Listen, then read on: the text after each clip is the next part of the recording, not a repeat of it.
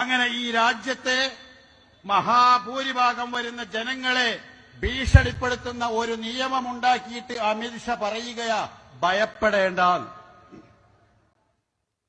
അദ്ദേഹം പാർലമെന്റിലെ മുസ്ലിങ്ങളോട് പറഞ്ഞതെന്താ? നിങ്ങൾ ഭയപ്പെടേണ്ട. ഞങ്ങൾ ചോദിക്കട്ടെ, ആർക്കാണ് നിങ്ങളെ ഭയം? ആർക്കാണ് നിങ്ങളെ ഭയമുള്ളത്? പകരം ഞങ്ങൾക്ക് വിനീതമായിട്ട് പറയാനുള്ളത്, ഈ രാജ്യത്തെ സമാധാനത്തോടുകൂടി നിങ്ങൾക്ക് ജീവിക്കണമെങ്കിൽ ഇന്ത്യ രാജ്യത്തെ മുസ്ലിങ്ങളുടെ അനുവാദമില്ലാതെ കഴിയില്ലാത്ത നാളുകളിലേക്കാണ് ഇന്ത്യ രാജ്യം പോയിക്കൊണ്ടിരിക്കുന്നത്. ഇനി ഞങ്ങളാണ് നിങ്ങളോട് പറയേണ്ടത് ഭയപ്പെടണോ വേണ്ടയോ എന്നത്. അത് ഇന്ത്യ രാജ്യത്തിന്റെ വടക്ക് കിഴക്കൻ സംസ്ഥാനങ്ങളിൽ കണ്ടുകൊണ്ടിരിക്കുന്ന കാഴ്ചകൾ നിങ്ങൾക്ക് കണ്ടില്ലേ? മന്ത്രിമാര് താമസിക്കുന്നത് പ്രജില, നമ്മളിപ്പോ കണ്ട ഈ പ്രസംഗം കണ്ടില്ലേ? ഈ മഹാനെയാണ് ഇന്നലെ അറസ്റ്റ് ചെയ്തത്. ഇവന്റെയൊക്കെ അന്ത്യകൂദാശ ആകാറായി എന്ന് തന്നെ നമുക്ക് പറയേണ്ടി വരും. ഇത് പറഞ്ഞിരിക്കുന്നത് ആരെയാണെന്ന് അറിയാമല്ലോ? ഒരു കൊല്ലത്തിന് മുമ്പ് നടത്തിയ 5 വർഷം മുമ്പ് നടത്തിയത്. ഒരു കൊല്ലമാണോ 5 കൊല്ലമാണോ? 5 വർഷം. അപ്പൊ ചില്ലറ അല്ലായിരുന്നു. അന്ന് PFI ഉള്ള സമയത്തുള്ള അഹങ്കാരമായിരുന്നു. അഹങ്കാരം അല്ല, മൂക്കിലെ പൂട പറിച്ച് കളയണ പോലെ ചിലപ്പോൾ എടുത്ത് കളയും. പറിച്ച് കളയണമെന്ന് തന്നെയാണ് എനിക്ക് ഏറ്റവും വലിയൊരു ആഗ്രഹം. അതൊന്ന് കാണണമെന്ന് വളരെയധികം ഞാൻ ആഗ്രഹിക്കുന്നുണ്ട്. എന്താ പറയുന്നത്? അതായത് ചേട്ടാ, ഈ ഫൈസി എന്ന് പറയുന്നത് അന്ന് PFIയുടെ പോപ്പുലർ ഫ്രണ്ടിന്റെ നേതൃത്വത്തിൽ ബാബറി മസ്ജിദിന്റെ ആ ഒരു സംഭവവുമായി ബന്ധപ്പെട്ട് നടത്തിയ ഒരു സമ്മേളനത്തിൽ നടത്തിയ പ്രസംഗത്തിന്റെ ഒരു ചെറിയൊരു ഭാഗമാണ്. മുഴുവനും കേൾപ്പിക്കാൻ നമുക്ക് പറ്റില്ല. ചില പ്രസക്ത ഭാഗങ്ങളാണല്ലോ നമുക്ക് കേൾപ്പിക്കാൻ. അതെ. അപ്പൊ അതായത് അവരെ ഭയന്ന്, മുസ്ലിമുകളെ ഭയന്ന് നമ്മൾ ജീവിക്കണം എന്നുള്ളത് കൂടിയാണ്. അധികാരത്തിൽ വരും. അതെ. അവർ അല്ലെങ്കിൽ അവർക്കൊരു എത്രയോ വർഷം, ഒരു 25 വർഷത്തേക്കുള്ള ഒരു അജണ്ട ഈ പോപ്പുലർ ഫ്രണ്ട് അല്ലെങ്കിൽ അതായത് പോപ്പുലർ ഫ്രണ്ട് അലിയാസ് SDPI എന്നാണ് പറയേണ്ടി വരിക. അപ്പോൾ അത്തരത്തിൽ ഉള്ള കാര്യത്തിലാവുമ്പോഴേക്കും അവർ അപ്പോഴേ മുൻകൂട്ടി കണ്ടതാണ്. അതായത് വെറും 2 സീറ്റിൽ മാത്രം BJP ഒതുങ്ങിയ സമയത്ത് പോലും BJPക്ക് ഉണ്ടായിരുന്ന ഒരു ദീർഘവീക്ഷണമുണ്ട്. ഈ രാജ്യത്തെ എങ്ങനെ നയിക്കണം എന്നുള്ളൊരു ദീർഘവീക്ഷണമുണ്ട്. അതിന് അവർ ഒത്തൊരുമിച്ച് പ്രവർത്തിച്ചതിന് ശേഷമാണ് അവർ ഇപ്പോൾ ഭരണത്തിൽ കയറിയിരിക്കുന്നത്. RSS എന്ന് പറയുന്ന സംഘടനയുടെ ഒരു ബാക്ക് ബോൺ ഉണ്ട്. RSS എന്ന് പറയുന്നത് ചില്ലറയല്ല. അതെ. അപ്പോ അതിനേക്കാൾ വലിയ വിഷനുമായിട്ടാണ് ഇവർ പോകുന്നത് എന്നുള്ളതാണ് അന്നേ പറയുന്നത്. 2047 അവർ അധികാരം പറഞ്ഞു. അതെ, ഇസ്ലാമിക രാഷ്ട്രം. ചേട്ടൻ അതാണല്ലോ പറഞ്ഞു വന്നത്. 2047 ഇസ്ലാമിക രാഷ്ട്രമാകുമെന്ന് പറഞ്ഞത്. അതായത് എന്തായാലും നമുക്ക് ഇദ്ദേഹത്തെ കുറിച്ച് കൂടി മനസ്സിലാക്കണമല്ലോ. അദ്ദേഹത്തിന്റെ ഒരു പ്രൊഫൈൽ ഇങ്ങനെയാണ്. അത് നമുക്ക് പറഞ്ഞു കൊടുക്കാം പ്രേക്ഷകർക്ക്. അതായത് ഈ പുള്ളി ചെറിയ പ്രസ്ഥാനവുമായിട്ട് നടക്കുന്ന ആളൊന്നുമല്ല. ഇങ്ങേരുടെ വീട്, ഫൈസിയുടെ വീട് മുഹമ്മദ് കുട്ടി ഫൈസി എന്നാണ്. പട്ടാമ്പി സ്വദേശിയാണ്. പക്ഷെ ഇങ്ങേരുടെ പ്രവർത്തനം മുഴുവൻ അങ്ങ് ഡൽഹിയിൽ നിന്നാണ്. അങ്ങ് ഡൽഹിയിലോട്ട് വിളിച്ചാണ് പ്രവർത്തനം. അതുകൊണ്ട് തന്നെ ഇദ്ദേഹത്തെക്കുറിച്ച് കേരളത്തിൽ അധികം ആർക്കും അറിയാൻ പാടില്ല. പാലക്കാട് ജില്ലയിലെ പട്ടാമ്പി സ്വദേശിയായിട്ടുള്ള ഇദ്ദേഹം പഠിച്ചതൊക്കെ പട്ടിക്കാട് ജാമിയ നൂറിയ അറബിക് കോളേജിലാണ്. അവിടെ നിന്നാണ് MFF ബിരുദം പൂർത്തിയാക്കിയത്. ഉറുദുവും ഹിന്ദിയും ഒക്കെ ഇംഗ്ലീഷും ഒക്കെ അനായാസം കൈകാര്യം ചെയ്യുന്നുണ്ട്. നല്ലൊരു പ്രഭാഷകനാണ്. ആ പ്രഭാഷണം എന്താണെന്ന് നമ്മൾ കേട്ടല്ലോ. അപ്പോൾ അങ്ങനെയാണ്. അതായത് ദീർഘനാൾ പോപ്പുലർ ഫ്രണ്ട് ഓഫ് ഇന്ത്യയുടെ നേതൃനിരയിൽ ഉണ്ടായിരുന്ന ആളുകൂടിയാണ്. കൂടാതെ SDPI കേരള സംസ്ഥാന കമ്മിറ്റി, ദേശീയ കമ്മിറ്റി എന്നിവയിൽ വിവിധ ഉത്തരവാദിത്തങ്ങളൊക്കെ വഹിച്ചിട്ടുണ്ട്. അപ്പൊ കുറച്ച് നാളുകളായിട്ട് അതായത് ED ഉൾപ്പെടുന്ന എല്ലാ കേന്ദ്ര ഏജൻസികളും ഇദ്ദേഹത്തെ നിരീക്ഷിച്ചു കൊണ്ടിരിക്കുകയായിരുന്നു. മൊത്തത്തിലാണ്. അതായത് പോപ്പുലർ ഫ്രണ്ടിന്റെ ഭൂരിഭാഗം നേതാക്കളെയും എടുത്തിട്ട് പൂട്ടിയപ്പോൾ ഇദ്ദേഹത്തെ എന്തുകൊണ്ട് വിട്ടുപോയി എന്ന് ചോദിച്ചു കഴിഞ്ഞിട്ടുണ്ടെങ്കിൽ SDPIയുടെ കൂടി ഇതിൽ ഉള്ളത് കൊണ്ട് ആ ശ്രദ്ധ മുഴുവനും ഇദ്ദേഹത്തിലേക്ക് വന്നില്ല എന്നുള്ളതാണ്. തലകൾ കുറെ അകത്തായപ്പോ വാലുകൾ എന്ത് ചെയ്യുന്നു എന്ന് ED അന്വേഷിക്കുകയായിരുന്നു. സത്യം. അതെ. അപ്പോ SDPIയുടെ ബുദ്ധി കേന്ദ്രം എന്ന് പറയുന്നത് ഇദ്ദേഹമാണ്. അപ്പൊ പോപ്പുലർ ഫ്രണ്ടിൽ നിന്ന് മെല്ലെ SDPIയിലേക്ക് മാറി, അതായത് ആ വഴിയാണ് റൂട്ട് തിരിച്ചു വിട്ടുപോയത്. അപ്പോൾ ഫൈസിയുടെ അറിവോട് കൂടി തന്നെയാണ് ഇതിനകത്തേക്കുള്ള ഫണ്ട് വരവൊക്കെ, അതായത് സക്കാത്തിന്റെ പേരിലും ഒക്കെ ആയിട്ട് ഇവർ ഫണ്ട് സ്വരൂപിച്ചിട്ടുണ്ട്. ഈ ഫണ്ട് സ്വരൂപിച്ചത് മുഴുവനും ഈ ഇത്തരത്തിലുള്ള കാര്യങ്ങൾ, ദേശവിരുദ്ധ പ്രവർത്തനങ്ങൾക്ക് വേണ്ടിയാണ്. ഇത് പറയുമ്പോൾ നമ്മൾ സുഡപ്പി കുഞ്ഞുങ്ങൾ തെറി വിളിക്കും, പക്ഷെ സത്യമാണ്, പറയാതിരിക്കാൻ പറ്റാത്തതുകൊണ്ടാണ്. വല്ലാത്തൊരു ആത്മസന്തോഷമുണ്ട്. തീർച്ചയായിട്ടും ആ പ്രസംഗം കേട്ടാൽ അറിയാം അവരേതാണ്ട് മൂക്ക് ചെത്തിക്കളയുമെന്നൊക്കെയാണ് പറയുന്നത്. ഇത് ഭാരതമാണ്, ഇന്ത്യ മഹാരാജ്യമാണ്. എന്ത് വെളിവുണ്ടായിട്ടാണ് ഈ അതിൽ അദ്ദേഹം പറയുന്നുണ്ടല്ലോ, മുസ്ലിമുകളെ പേടിച്ച് ജീവിക്കണം എന്നുള്ളത്. മുസ്ലിങ്ങളെ പേടിച്ച് നമ്മൾ ജീവിക്കണം, ബാക്കി ജനങ്ങൾ, അതായത് ഇവർ മനസ്സിലാക്കിയ ഒന്നല്ല BJPയുടെ അല്ലെങ്കിൽ RSS കാണുന്ന വിഭാവനം ചെയ്യുന്ന ഭാരതം എന്ന് പറയുന്നത്. അത് എല്ലാവർക്കും ഒരുപോലെ സ്വാതന്ത്ര്യം നൽകിക്കൊണ്ട് ജീവിക്കുന്ന ഒരു രാജ്യത്തെ കുറിച്ചാണ് അല്ലേ? അതായത് ഇപ്പോ ഞാൻ ചോദിക്കട്ടെ, ഇവർ തന്നെ മുഖ്യധാരയിലുള്ള രാഷ്ട്രങ്ങളിൽ സ്വസ്ഥത എന്ന് പറയുന്ന ഒന്ന് കാണുന്നുണ്ടോ? എല്ലായിടത്തും അടിയല്ലേ? പാകിസ്ഥാനിൽ അടിയാണ്, അഫ്ഗാനിസ്ഥാനിലാണ്. താലിബാനില് 9 വയസ്സ് കഴിഞ്ഞ കുഞ്ഞുങ്ങൾക്ക് വിദ്യാഭ്യാസം പോലും ഇല്ലാത്തൊരവസ്ഥയിലേക്കാണ് കാര്യങ്ങൾ. ബംഗ്ലാദേശിലെ കാര്യമാണല്ലോ, ഷെയ്ഖ് ഹസീനെ അവിടെ നിന്ന് ഓടിച്ചല്ലോ. യൂനിസ് എന്ന് പറയുന്ന ഒരു പാവ സർക്കാരാണ് അവിടെ ഉള്ളത്. അപ്പോൾ അത്തരത്തിലുള്ള കാര്യങ്ങളെല്ലാം അവിടെ ഭയങ്കര പ്രക്ഷോഭം നടക്കുകയാണ്. അപ്പോൾ ഈ ആളുകളൊക്കെ കൂടെ ചേർന്നിട്ട് നമ്മുടെ നാടിനെ മുടിക്കാമെന്ന് പറഞ്ഞു കഴിഞ്ഞാൽ അത് വകവെച്ച് കൊടുക്കുന്ന ഒരു സർക്കാരല്ല ഇപ്പോഴുള്ളത്. പിന്നെ ഞാൻ പറഞ്ഞു വന്ന ഒരു കാര്യം, BJP വിഭാവനം ചെയ്യുന്ന ഭാരതം എന്ന് പറയുന്നത് ഒരാളെ പേടിച്ച് നമ്മുടെ രാജ്യത്ത് ജീവിക്കുക എന്നുള്ളതല്ല, എല്ലാവർക്കും നിർഭയമായി അവരവരുടെ വിശ്വാസങ്ങളിൽ ഊന്നി അവിടെ ജീവിക്കുക എന്നുള്ളതാണ്. പിന്നെ മുസ്ലിമുകളെ ഭയപ്പെടേണ്ട കാര്യം എന്താണ്?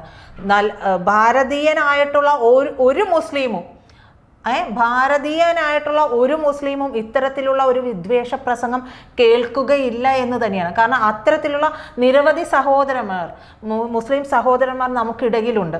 ഇന്നും അത്രയും തോളോട് തോൾ ചേർന്ന് നടക്കുന്ന സഹോദരന്മാർ നമുക്കിടയിലുണ്ട്. അതുകൊണ്ട് എല്ലാവരെയും എന്നൊന്നും നമ്മൾ പറയില്ല.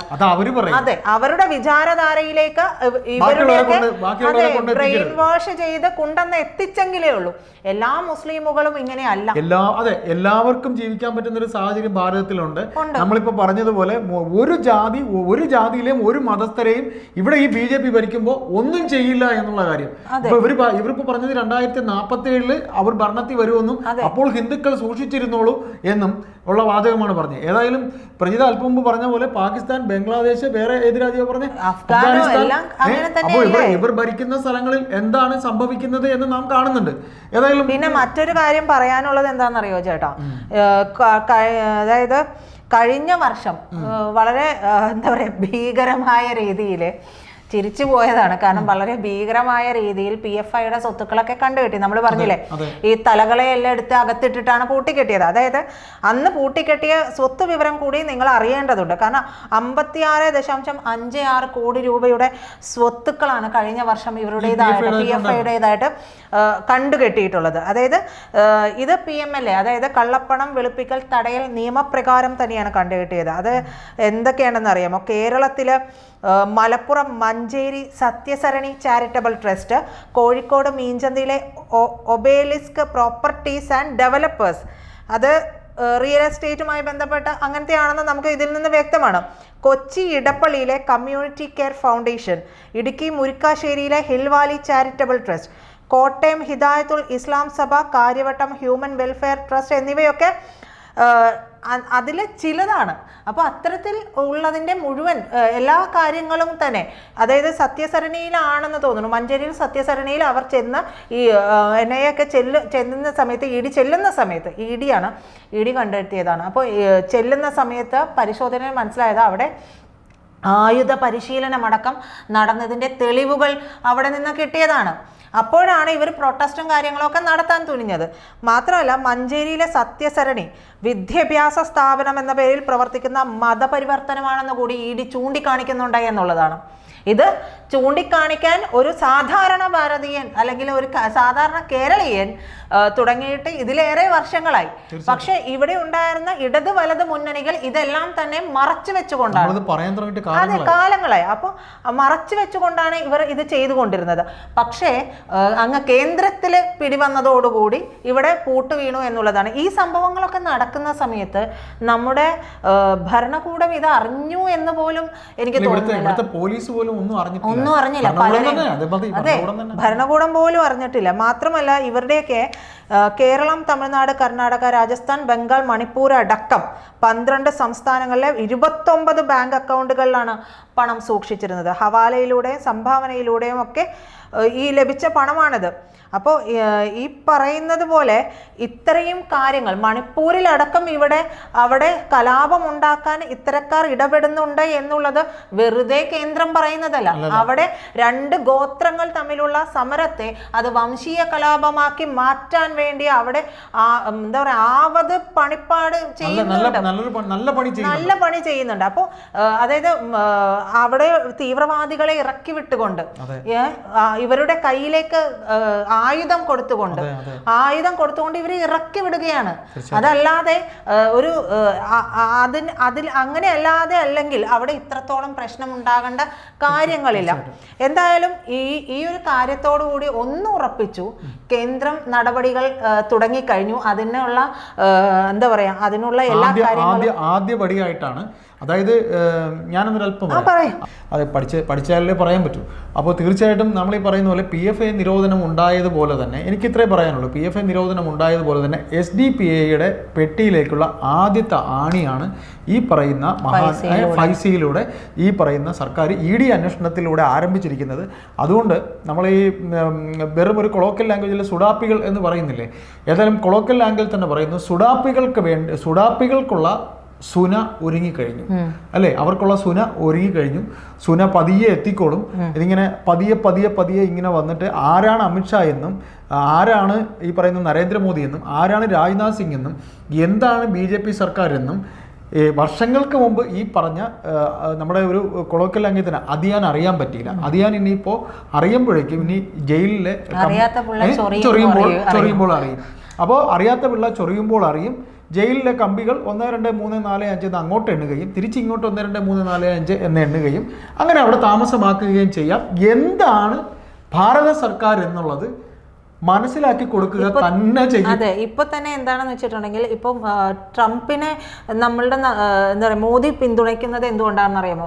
അവിടെ ഇത്തരത്തിലുള്ള കുടിയേറ്റം, അനധികൃത കുടിയേറ്റക്കാർക്ക് അതെ ഉണ്ട്. അതുകൊണ്ടാണ് ഇസ്രായേലിനെ പിന്തുണയ്ക്കുന്നത്. എന്തുകൊണ്ടാണ്?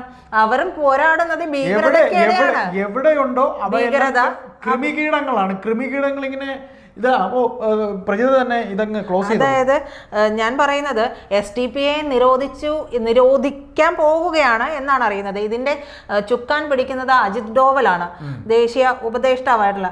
അപ്പോൾ അദ്ദേഹമാണ് ഇതിന്റെ ചുക്കാൻ പിടിക്കുന്നത്. പിന്നെ BJP സർക്കാരിന് അല്ലെങ്കിൽ മോദി സർക്കാരിന് അല്ലെങ്കിൽ ഇനി വരുന്ന BJP സർക്കാരുകൾക്ക് കൃത്യമായ ഒരു വിഷനുണ്ട്. കാരണം ഇവരെയൊക്കെ ഒന്ന് പിടിക്കുമ്പോൾ ഈ രക്തബീജന്റെ കഥ പറഞ്ഞ പോലെയാണ്. ഓരോ തുള്ളിയിൽ നിന്നും ഇവർ ഉണ്ടാകും. അപ്പൊ ആ സമയത്തൊക്കെ ഇവരെ ഇത്തരത്തിൽ തന്നെ, അതായത് ഈ ഒരു SDPIയോ PFIയോ നിരോധിക്കപ്പെടാൻ പോകുന്നത് കൊണ്ട് രാജ്യത്തെ തീവ്രവാദം ഇല്ലാതെയാകും എന്നുള്ള മിഥ്യാധാരണയൊന്നും കേന്ദ്ര സർക്കാരിനില്ല. പക്ഷേ ഇതിനെതിരെ എണ്ണയിട്ട യന്ത്രം പോലെ നിരന്തരം പ്രവർത്തിച്ചുകൊണ്ട് തന്നെ ഇരിക്കുന്ന അതെ അത്തരത്തിൽ ധ്വനിയുണ്ട്, ഒരു പഞ്ചുണ്ട്. അത്രേ ഉള്ളൂ.